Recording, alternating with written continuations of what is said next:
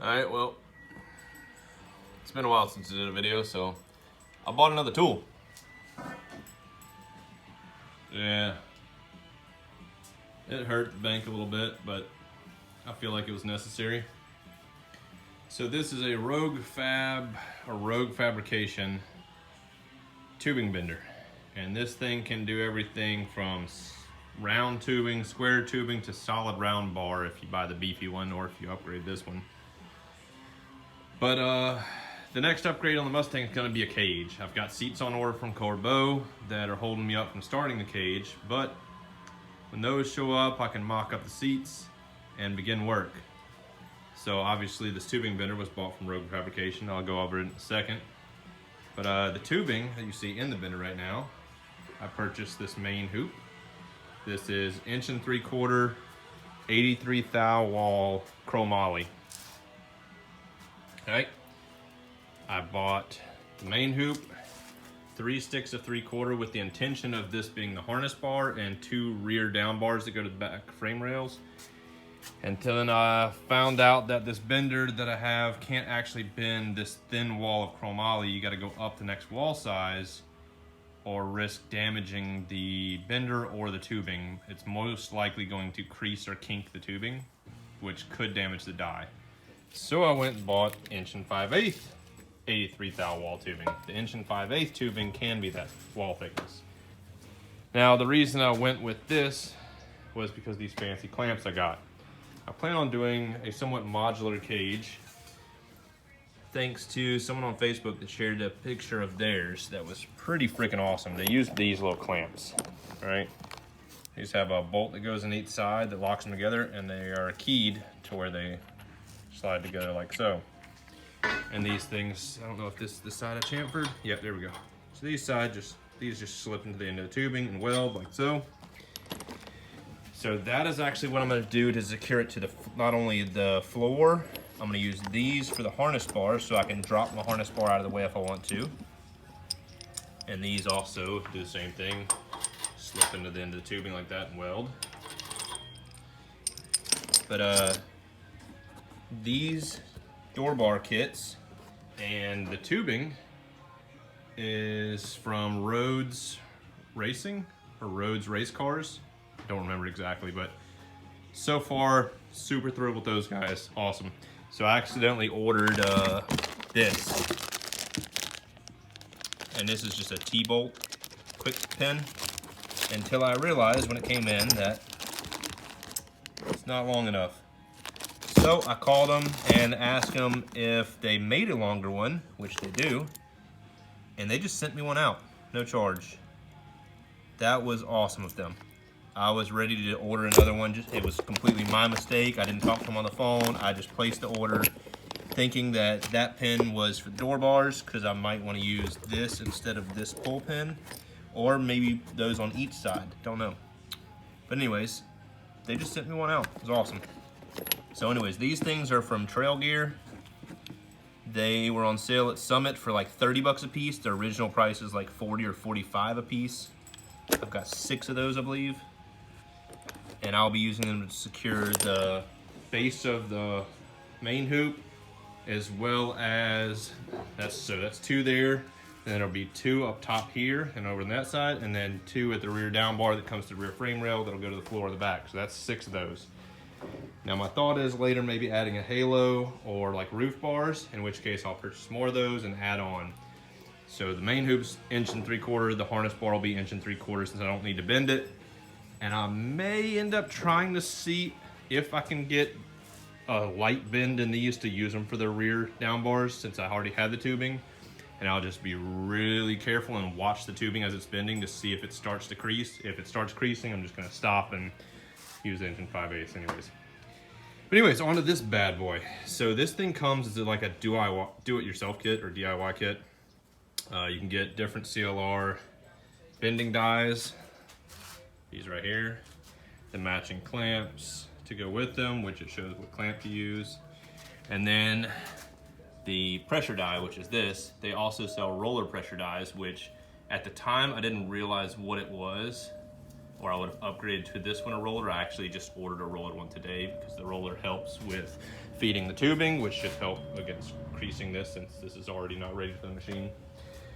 And they've already told me not to use it unless I have a mandrel, which they do sell too. They sell a mandrel kit for this thing. If you don't know what that is where it feeds a slug into the tubing to keep it from crushing itself. It is this long tail adapter, and the mandrel piece stays on the inside of the tubing as it bends around the wheel. So this bender costs right at $1,000. The mandrel attachment is roughly another $1,000. They sell an amazing cart that is like $400 or $500-ish, but I'm already on a tight budget since the machine costs so much, and I went and bought some tubing.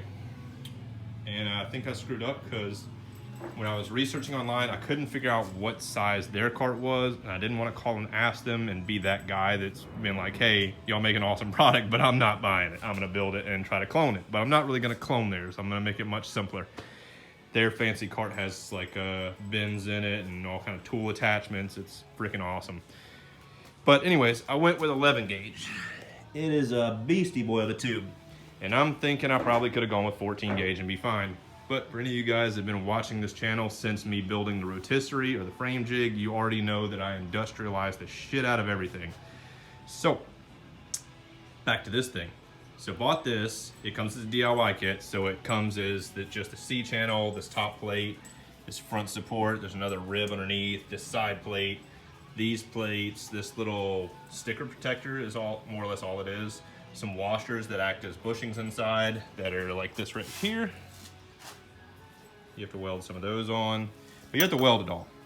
So you can see you don't actually have to weld all the way across. It's probably recommended. I want to say they said you could stitch this, but every video I saw they were stitching this part, and it's stitched so it's like there, and on the inside it's stitched like overlapped to here, then overlapped on the back side of there, and so on. There's also these pieces. These slide onto the C channel, and they come up through these little holes right there. You can see a little bit of the weld. But their line, they also have a flat plate rib that butts up against that. This thing is welded all the way around. That's welded all the way around. I want to say these holes back here for their mandrel attachment, as well as this. You can see add-ons, backstop mandrel, add-on attachments. These right here for the HD, you can use a additional pressure dies back here that help for thin wall, I believe. This right here is actually for locking. You can use these holes here. So the ram actually hooks up right here. And as you bend, you can actually get like 180-degree bends out of this. So you bend it around, then you'll pull this ram, retract it back, pin the next hole, and so on. You can bend, there, then there, and so on. But this hole here, you can pump the ram out to where this lines up to here, drop a pin through there, and then you can pull this pin out to swap the dies without the plates dropping.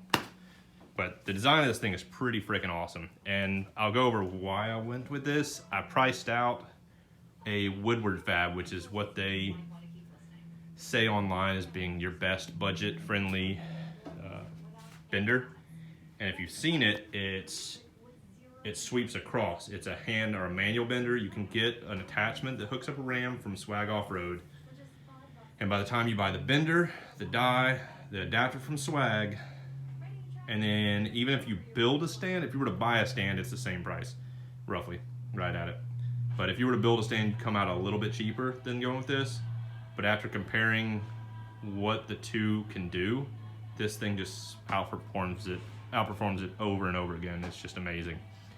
And the Rogue Fab one, not Rogue Fab, sorry, the Woodford Fab one, those sweep across. So when you bend, you're bending the tubing, sweeping the shop. So if you have a car in here, it makes it really difficult. Now I'm gonna have the car in here, probably on stands. I might keep it on wheels while I do this, just in case I need to move it out of the way. But when it bends the tubing vertical. So as long as you have, shop overhead clearance, you're fine. And I'm building the cart for this thing. I've got some heavy duty polyurethane wheels coming, casters. So if I need to, I can roll it out there, and no problem. And like I said, it's a pneumatic ram on this thing, pneumatic hydraulic. Thing makes easy work. You just hook the air to it, go to pump it. The only thing I still have to do is figure out this piece, because apparently not all rams are the same. I'm waiting on them to get back with me because actually the length of this ram is too long. This back piece is got like a weird ball bearing. I can't rotate it. Oh, yeah. So it's ball bearing held on by this little Allen screw, and so it adds on some length to it. I might have to delete that and make my own rear plate because the length of the eye to eye is actually too long on this ram, and then what they rate as being the longest you can use. I'm waiting on them to tell me why, the reasoning of that. My thought was that it wouldn't allow these bend wheels to retract back enough to be able to fit the tubing through the clamp, through that die, and through this pressure die. But obviously it is in there, no problem. But anyways, the other issue was this thing. So this was rated for a 1.33 inch piston. This is supposed to slip over the end piston shaft, tighten down, and then these holes here are for these big ass springs that clamp right here in the plate, and that actually pulls the ram back whenever you release the pressure. Someone that's good. No shop should be without a good beverage. But yeah, so I'm waiting on them. Some other upgrades I'm getting, like I said, I'm getting that roller pressure die. They make this lock pin, they make a Delrin pin, so if you accidentally screw up, like I will probably do, and leave this pin in there, and you go to bend the next tube, you will crush this or this, you will F this machine all up. So you buy a $10 Delrin pin, worst case you break the pin, and you buy another pin. Great, it's like $10 for the pin and $5 for the little billet handle they sell for it. This was an upgrade piece. It comes with a little piece of copper wire that just points, and I figured this was nicer and easier.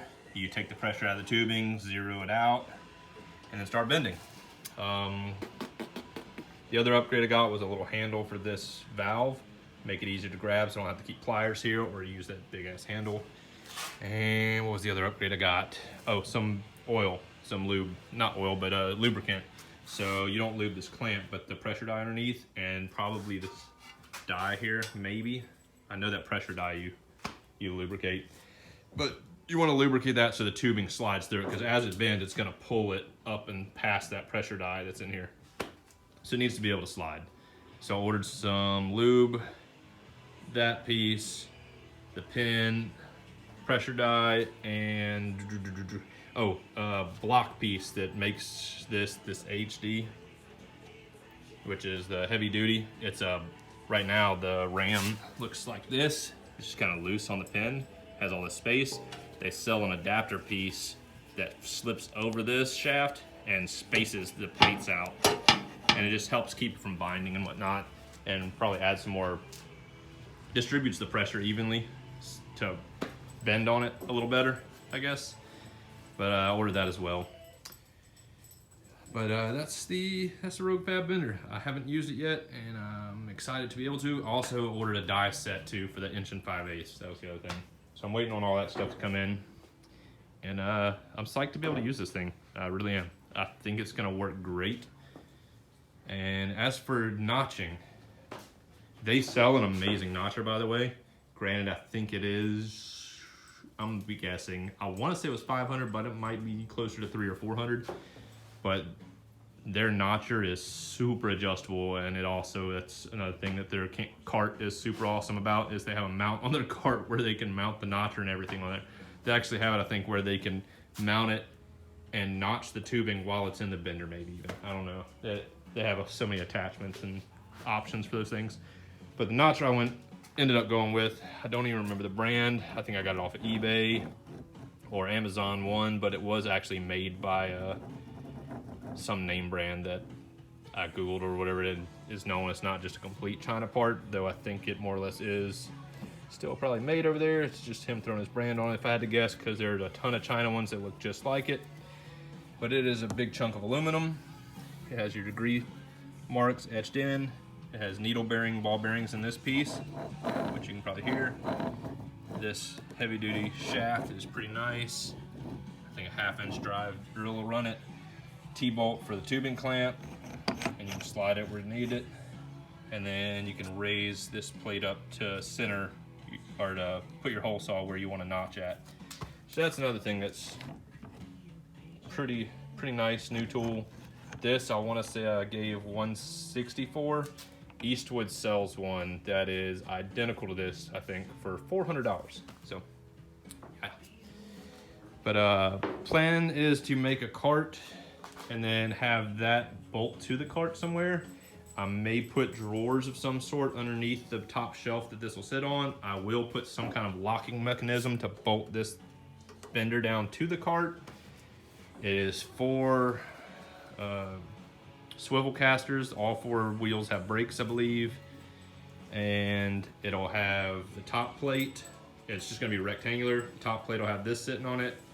I might put a shelf underneath a little ways down, and then maybe a drawer right underneath that. It'll have a bottom shelf down low, and I will probably drill holes in the top as well for these pins to drop down in as I pull them out. I will also put a couple of little hanging tabs off the side that I can drop wrenches on. Like you'll need this wrench to loosen your clamp. These tools are just here for this piece. I'll also have some little hangers for spare clamps, spare dies, so on. But yeah, that's what I've been doing, guys, is building this. This weekend's project will be this cart. Hopefully I'll get it done, or at least mostly done. I think the wheels show up Sunday. And maybe the next video I'll just show off the cart and possibly be able to do a bend. I'm not sure. Depends if I have anything I can actually bend, because I don't want to test bend this chromoly because I don't have enough to play with, only enough to do the job. And well, it's not ready to do the job till I bring the car back here and make my measurements and all that. Yeah, that's it, guys. Thanks for watching, and sorry for the shaky video and the rambling, but yeah, check these guys out if you're interested in getting into some bending.